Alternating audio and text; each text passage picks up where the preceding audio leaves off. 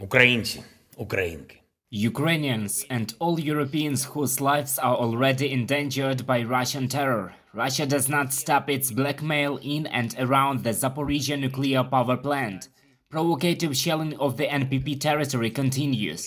Under the cover of the plant, the occupiers are shelling nearby cities and communities.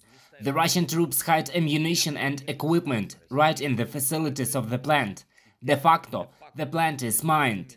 All this clearly shows that Russia is rejecting the security demands of the European Union countries and 15 other countries, 42 in total, that called on Russia to withdraw its forces from the plant. In particular, these are Turkey, Georgia, Great Britain, Korea, Japan, Australia, Canada, the United States of America. If a terrorist state allows itself to completely ignore the demands of the international community, especially in such a sensitive topic, this clearly indicates the need for immediate action. Any radiation incident at the Zaporizhzhia NPP can affect the countries of the European Union, Turkey, Georgia, and countries from more distant regions. Everything depends solely on the direction and speed of the wind. If Russia's action caused a catastrophe, the consequences may also hit those who remain silent so far. This issue has already been brought to the highest international level, the UN and the IAEA. Of course, Russian nuclear blackmail is also discussed between states. There is a corresponding statement from the Ministers of Foreign Affairs of the G7. They clearly understand that Russia is responsible for this nuclear crisis. But we need to move from discussions and calls to new tough sanctions against Russia, against Rosatom and the entire nuclear industry of the terrorist state. All Russian troops must be immediately withdrawn from the plant and neighboring areas, without any conditions.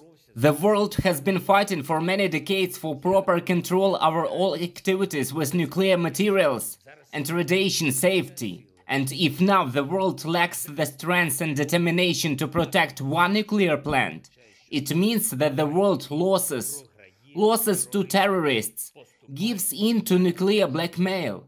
And this may be a precedent that other terrorists will see. There is still a chance to prevent this defeat.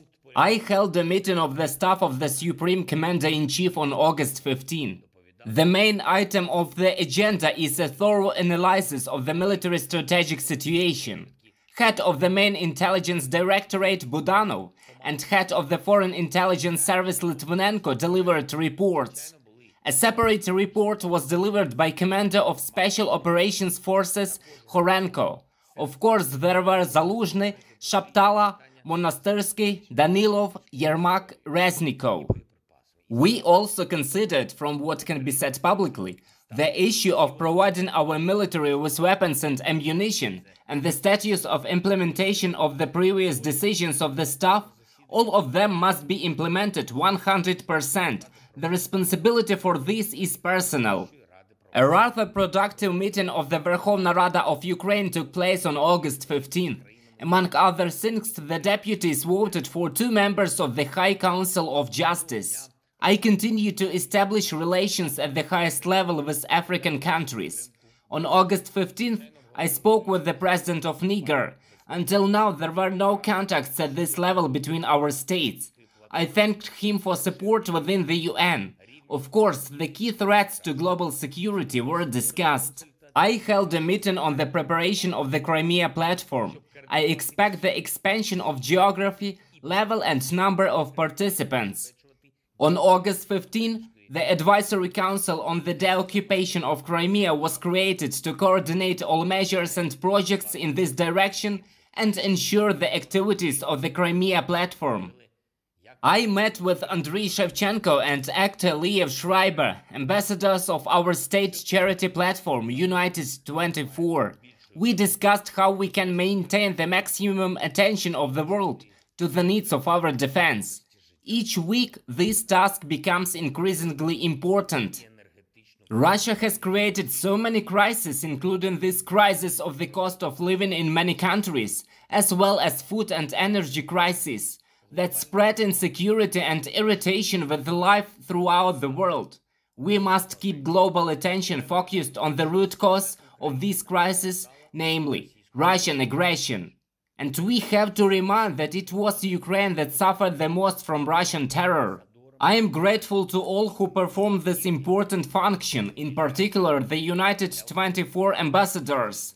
Their activity means billions of hryvnias for Ukraine and a constant increase in attention to the needs of our state and people. On the front line has not undergone significant changes over the past day. The heroic resistance of our military continues in Donbass, the Kharkiv region. We are putting pressure on the enemy in the south of the country. I would like to especially thank all our gunners, our intelligence officers, the security service of Ukraine, and all others who ensure the successive destruction of the occupiers' command posts and their ammunition depots. All Russian terrorists should know that every meter of Ukrainian land is an absolute danger for them. No matter how they try to hide, no matter where it is, they will be found and destroyed. Eternal glory to all who fight for Ukraine. Eternal gratitude to everyone who helps our state. Glory to Ukraine!